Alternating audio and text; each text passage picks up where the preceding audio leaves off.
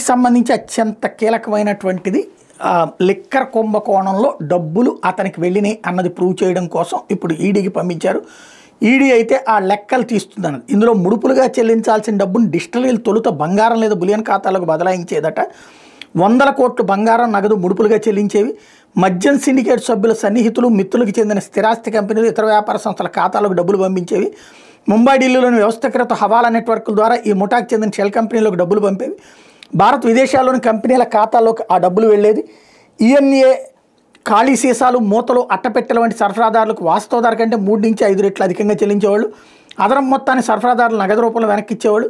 దాన్ని చట్టబద్ధమైన లావాదేవీగా చూపిస్తూ ముడుపులు పొందేందుకు మద్యం సిండికేట్ వేసిన ఎత్తుగడిది. బ్రాండ్ ప్రమోషన్ పేరుతో కొంత డబ్బు నకిలీ ఖాతాలు షెల్ కంపెనీలకు పంపించేసేవాళ్ళు. దుస్తులు బంగారు నాణ్యాలు గిఫ్టులు కొన్నట్టు చూపించేవాళ్ళు. నకిలీ ఇన్వాయిస్లు జారీ చేసేవాళ్ళు.